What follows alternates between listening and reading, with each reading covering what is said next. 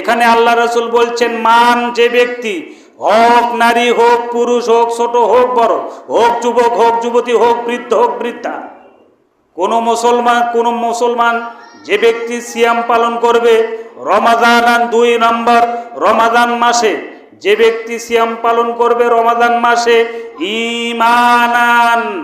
ঈমান নিয়ে, ওয়া ইহতিসাবান, এবং সওয়াবের আশায়, নেকির আশায়, যে ব্যক্তি সিয়াম পালন করবে 1-2 নম্বর রমাদান মাসে, 3 নম্বর ঈমানের সাথে, ঈমান নিয়ে, 4 নম্বর সওয়াবের আশায়, নেকির আশায়, তাহলে আশা থাকতে হবে, আপনাকে ঈমান থাকতে হবে, আশাও থাকতে হবে।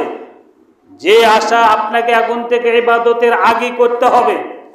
গত 2-3 জুমা আগে আলোচনা করেছিলাম সম্ভবত, যে আমরা আমল করব, ইবাদত করব, যে কাজ করব, দুনিয়াবি কাজের ক্ষেত্রেও 3টা এবং আমলের ক্ষেত্রেও 3টা। 1 নম্বর ভয় নিয়ে, মানে যখন যা ইবাদত করব এই ইবাদতের ভেতর যেন ভয় থাকে। 2 নম্বর এটাকে মহব্বত থাকতে হবে। 1 নম্বর মহব্বত, 2 নম্বর ভয়, 3 নম্বর আশা। এই 3টা নিয়ে যখন আমরা আমল করব, এর বিনিময়ে আল্লাহ দান অবশ্যই করবেন। দুনিয়ার ক্ষেত্রে যখন আপনি কাজ করবেন তখন আপনাকে মহব্বত থাকতে হবে। 2 নম্বর এটাকে গুরুত্ব দিতে হবে। 3 নম্বর এখান থেকে আশা করতে হবে। এই 3টা আপনার জীবনে একটু মিলিয়ে নেবেন। আজকে আপনি যে কাজ করবেন দুনিয়াবি ক্ষেত্রে, যদি কোনো কাজ করেন, এই 3টা আপনি আপনার জীবনে মেনে নেবেন। এই 3টা আপনার জীবনের সঙ্গে একটু মানার চেষ্টা করবেন। আর ইবাদতের ক্ষেত্রেও 3টা। 1 নম্বর মহব্বত, 2 নম্বর ভয়, 3 নম্বর আশা। যখন আপনি কোনো ইবাদত করবেন মহব্বত করে করবেন। 2 নম্বর যখন ইবাদত করবেন আল্লাহর ভয়ে করবেন, বিনিময়ে অবশ্যই আল্লাহ দেবে। 3 নম্বর এখান থেকে আশা করবেন, এর আশায় যেন এটা জান্নাত হয়।